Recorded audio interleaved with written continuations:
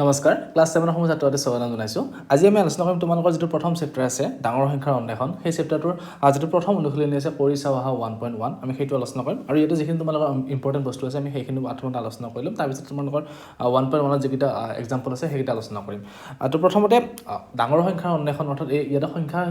এই চেপ্টাৰটো তোমালোকৰ কি দিয়া আছে যে আমাৰ যেটো একক দশক শতক যেটো আমাৰ আছিল স্থানমান অংকৰ তো সেই স্থানমানৰ ওপৰত মেইনলি দিয়া আছে তোমালোকক তো প্ৰথমতে স্থানমানখিনি জানিব লাগিব তাৰ পিছত ইয়াৰ যেটা অংক আছে সেই অংকটো তোমালোকে ধুনীয়াকৈ কৰিব পাৰিবা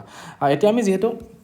আমি সৰুতে শিকি আইছো বা ক্লাস 5 ত পাইছো ক্লাস 4 ত পাইছো আমি যে স্থানমান মানে কি আছিল একক দশক শতক যিখিনি আছিল আমাৰ তো আমি প্ৰথমতে আৰম্ভ কৰো এককৰ ধৰটো যে বাওফালৰ পৰা সদায় আৰম্ভ কৰো তো বাওফালৰ আমি কি বুলি ধৰো এটো আমি ধৰো একক বুলি কৈ ধৰো তাৰ পিছত আমাৰ কিহৰ ঘৰ হয় এটো দশকৰ ঘৰ হয়নে তাৰ পিছত আহিব আমাৰ কিহৰ ঘৰ শতকৰ ঘৰ তাৰ পিছত আমাৰ হাজাৰ তাৰ পিছত আমাৰ কি আছিল হাজাৰৰ পিছত অযুত তাৰ পিছত লাখ নিযুত আৰু তাৰ পিছত আহিব আমাৰ কি কোটি হয়নে তো আমাৰ মেইনলি এইকেইটা থাকে যে একক দশক শতক হাজাৰ অযুত লাখ আৰু নিযুত আৰু কোটি তো আমাৰ যদি কোনোবা যদি সংখ্যাটা লিখিব ধৰা হল আমি সংখ্যাটা লিখিছো কি যে 7,78321 কে লিখা আছে ধৰা সংখ্যাটা তো আমি যদি এটো পঢ়িব যাও কেনেকৈ লিখিম যে 1 টো আমি এককৰ ঘৰ বুলি ল'ম 2 টো আহিব কি আমাৰ দশকৰ ঘৰ শতকৰ ঘৰ আহিব কি আমাৰ 3 হাজাৰৰ ঘৰ আহিব কি 5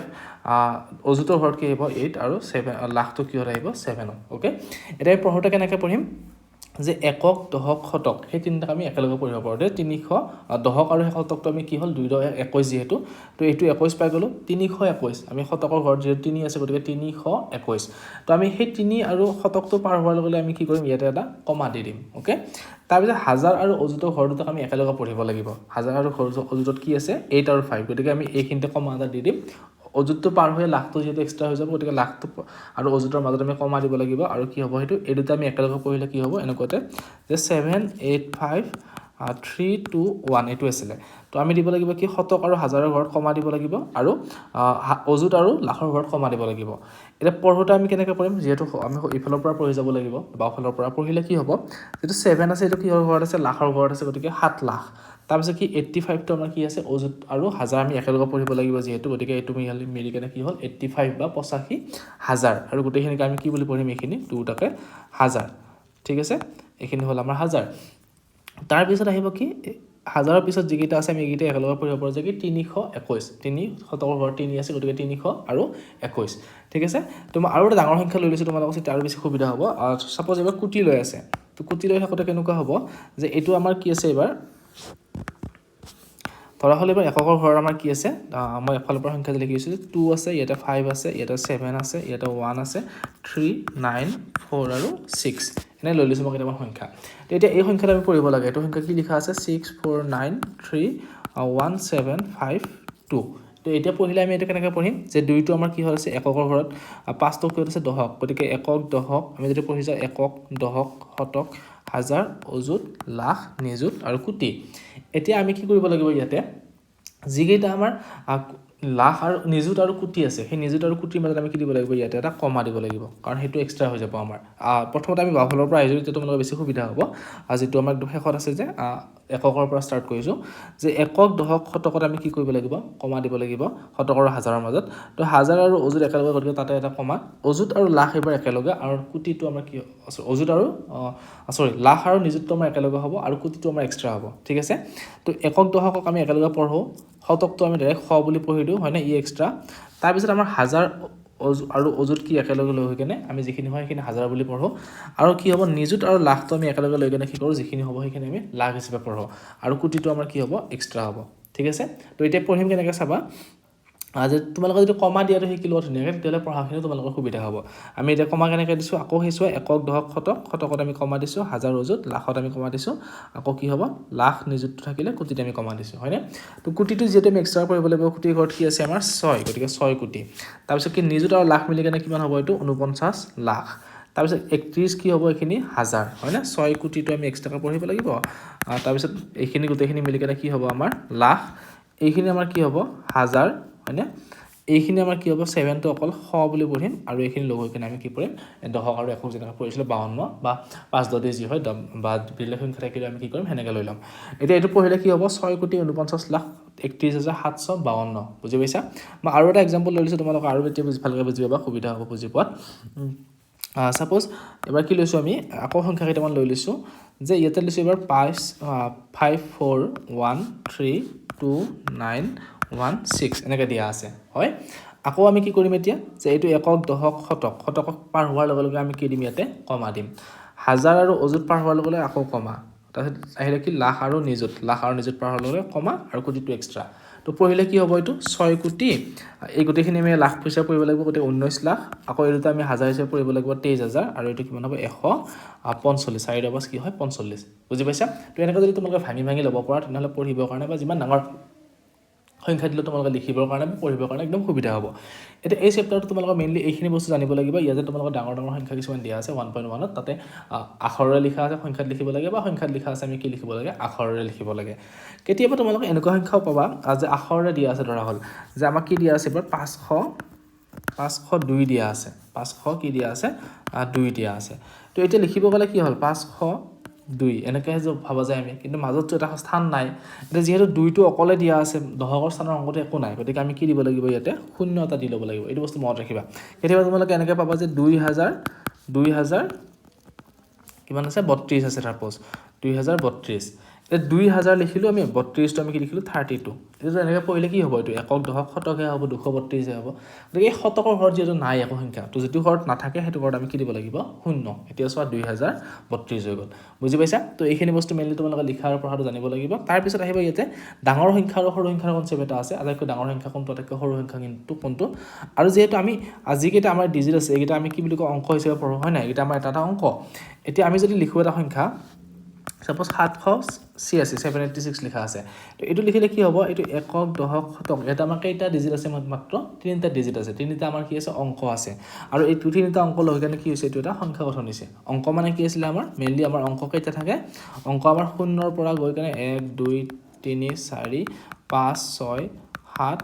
8 আৰু 9 এই আমাৰ 10টা কি থাকে অংক থাকে হয় না আৰু এই 10টা অংক লগ কৰি কিনে আমি যিমানবিলাক সংখ্যা আছে এইবিলাক কি কৰিব পাৰোঁ এই 10টা অংকৰ সহায়তে বনাব পাৰোঁ গতিকে তোমালোকে এইটো মনত ৰাখিবা আমাৰ মুঠ অংক কেইটা আছে 10টা আৰু সেই 10টা কি শূন্যৰ পৰা 9 লৈ এতিয়া এটা 786 এই 3টা অংক লগ হৈ কেনে কি হ'ল এটা সংখ্যা হ'ল 786 বা 786 হয় না 786 ওকে তো এই 786 বা যিটো 3টা অংক বিশিষ্ট সংখ্যা আছে তো এই 3টা অংক বিশিষ্ট সংখ্যা আমাৰ কেতিয়াবা এনেকুৱা প্ৰশ্ন তোমালোকে বহুত পাইছা যে আটাইতকৈ সৰু 3টা অংক বিশিষ্ট সংখ্যাটো কি আটাইতকৈ ডাঙৰ 3টা অংক বিশিষ্ট সংখ্যাটো কি সেইটো কেনেকৈ লিখিবা তোমালোকে তো চোৱা আমাৰ আটাইতকৈ সৰু অংক বিশিষ্ট 3টাটো বাদ দি 2টা লৈ আহা তো 2টা যদি সোধে আমাক 2টা আটাইতকৈ সৰু অংক বিশিষ্ট সংখ্যাটো কি হ'ব 2টা অংক বিশিষ্ট আটাইতকৈ সৰু সংখ্যাটো তো আমাৰ কি হ'ব এইটো 10 কাৰণ 9 লৈ আমাৰ কি আছে এটা অংক 9 পাৰ হ'লে 10 পাওঁ আৰু 10ত আমাৰ অংক কেইটা আছে 2টা আছে এইটো হ'ল কি 2টা অংক বিশিষ্ট আটাইতকৈ সৰু সংখ্যা আকৌ এইটো সৰুটো মই লিখি দিছোঁ ইয়াতে আৰু ডাঙৰটো যদি সোধে যে 2টা অংক বিশিষ্ট আটাইতকৈ ডাঙৰ সংখ্যা কি হ'ব যে আমি চালে 99 পালোঁ হয়নে 99ৰ পিছত কি আহিব আমাৰ 100 আৰু 100টো আকৌ যিহেতু 3টা অংক আহিব 100ত 100 3টা অংক আহিব হয় নাই গতিকে আটাইতকৈ ডাঙৰ সংখ্যাটো কি হ'ব 99 এবাৰ যদি সোধে যে 3টা অংক বিশিষ্ট আটাইতকৈ সৰু সংখ্যাটো কি 3টা অংক বিশিষ্ট আটাইতকৈ সৰু সংখ্যাটো কি হ'ব এতিয়া আমাৰ 100 কাৰণ 100ৰ তলত আৰু যিমান সংখ্যা আছে গোটেইবিলাকত 2টা অংক হৈ আছে আৰু 3টা অংক বিশিষ্ট আটাইতকৈ ডাঙৰ সংখ্যাটো হ'লে কি হ'ব আমাৰ 999 তো তোমালোকে যদি এই বস্তুবোৰ চাই যোৱা এটা বস্তু লক্ষ্য কৰিবা একদম সহজ ৰূপে তোমালোকে কি কৰিব পাৰিবা যেটা অংক বিশিষ্ট সংখ্যা সোধে আমাক সৰুটো সুধিলে আমি ধুনীয়াকৈ ক'ব পাৰিম ডাঙৰটো সুধিলে আমি অতি সহজে ক'ব পাৰিম কেনেকুৱা হ'ব চাবা যে তোমালোকক যদি সোধে যে 5টা অংক বিশিষ্ট সুধিছে এবাৰ 5টা অংক বিশিষ্ট আটাইতকৈ সৰু সংখ্যাটো লিখিব দিছে তোমালোকে কি কৰিবা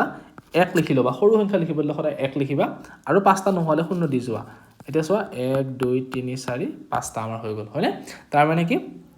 যদি আমি সৰু সংখ্যা লিখিব দিছে তেনেহ'লে সদায় 1 দিবা 5টা লিখিব দিলে 1 দি কেনে 4টা শূন্য 6টা লিখিব দিছে 1 দি কেনে 5টা শূন্য তেনে এটা শূন্য কমাই দি কেনে তাত সলনি আমি কি লিখিব লাগে 1 লিখিব লাগে আগত আৰু তেনেকৈ আমি সৰু সংখ্যা লিখাৰ নিয়মটো বুজি পাইছা এবাৰ সুধিছে যে 7টা অংক বিশিষ্ট লিখিব দিছে গতিকে আমি 1 লিখিম 7ৰ পৰা আগত কিমান থাকিলে 6 গতিকে আমি কি কৰিব লাগিব ইয়াতে এনেকৈ 6টা শূন্য দিব লাগিব এইটো হ'ব আমাৰ কি এতিয়া 7টা অংক বিশিষ্ট আটাইতকৈ সৰু সংখ্যা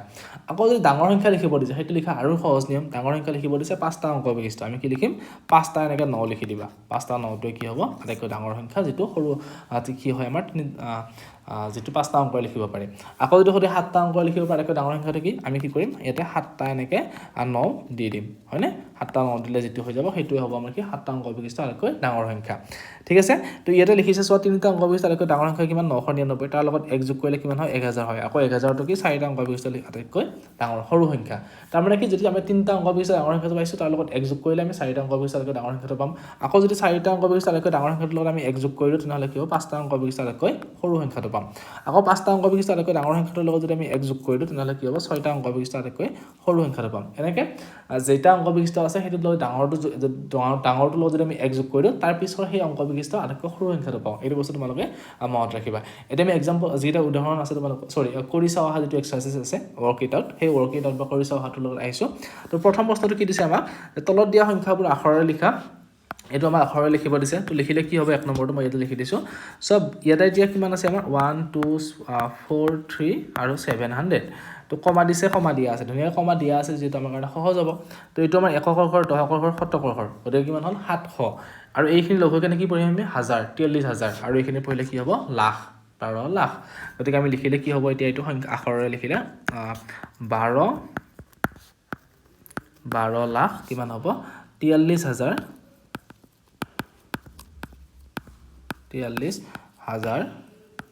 আৰু কিমান হ'ব 700 হয়নে 12 লাখ 43700 এটো হল কি তিনিটা যেটো আমাৰ অংক দিয়া আছে সেই অংকটো আমি ধুনিয়াকৈ লিখিলো নেক্সট বি নম্বৰটো চোৱা এবাৰ কিমান দিছে আমাক 9512550 তো এটো লিখিলে কি হ'ব আকৌ সেই একে নিচিনা 1 2 একক দশক শতক এটা হাজাৰ আৰু এখিনি কি হ'ব লাখ গতিকে লিখ পঢ়িলে কি হ'ব 95 লাখ 12000 আৰু কিমান হ'ব এটো 550 একদম সহজ হয় না 550 তোমালোকে জাস্ট এনেকৈ ক্লাস 4 ভাবে পাইছিলা সেইখিনি বস্তু নেক্সট বি নম্বৰটো হৈ গল সি নম্বৰটো কি দিছে আমাক আকৌ 7 20 আৰু 250 দিয়া আছে কমা দি কেনে গতিকে এইখিনি লিখি দিছো সি নম্বৰটো 7,20,205 গতিকে এটো পঢ়িলে কি হ'ব এতিয়া এটো একক এটো দশক এটো শতক এটো হাজাৰ এটো লাখ আৰু এটো নিযুত সৰি এটো হাজাৰ এটো অযুত আৰু এটো কি হ'ব আমাৰ লাখ গতিকে আমি 7 লাখৰ ঘৰত কি আছে অকল 7 আছে গতিকে আমি কি লিখি দিম 7 লাখ তাৰ পিছত 20000 গতিকে 20000 মানে 205 গতিকে 205 হৈ গল একদম সহজ তাৰ পিছত সি নম্বৰটো পিছত ডি নম্বৰটো দিয়া আছে 55 লাখ 80 আৰু 7 কিমান আছে 10 গতিকে ডি নম্বৰটো কৰিছো এবাৰ ডি নম্বৰটো 55 80 আৰু কিমান 7 10 ওকে 17 তো এটো পঢ়িলে কি হ'ব হে একে নিচিনা এখিনি একক দশক শতক হাজাৰ অযুত লাখ নিযুত গতিকে এইটো আমি একেলগে লাখ পঢ়িব লাগিব তো এটো কি হ'ব 55 লাখ 80000 সৰি 80000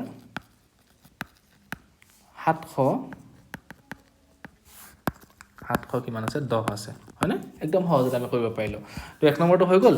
এবাৰ দুই নম্বৰটো কি দিছে তলৰ সংখ্যাবোৰ আমাৰ আখৰেৰে লিখা আছে এইকেইটা আমাক কি কৰিব দিছে সংখ্যাৰে লিখিব দিছে তো মই ইয়াতে লিখি দিছো তোমালোকক যে প্ৰথমটো চোৱা কি দিছে 5,20,312 গতিকে 5 লাখ লাখৰ ঘৰত কি আছে অকল 5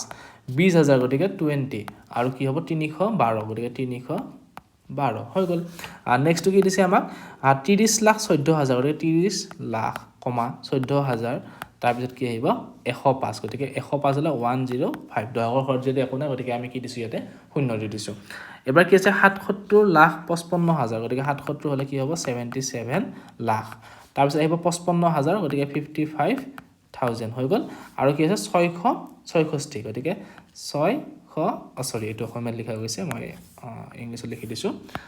666 হয়নে এতিয়া সব একক দশক শতক হাজাৰ অযুত লাখ লাখত 77 আছে গতিকে 77 লাখ 55,000 আৰু এখিনি কি হ'ব 666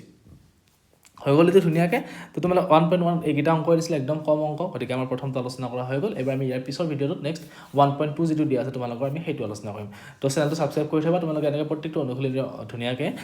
ডিটেইলছত বুজোৱা আৰু তে শুদ্ধ তোমালোকে এনসাৰ শিট পাই যাবা ধন্যবাদ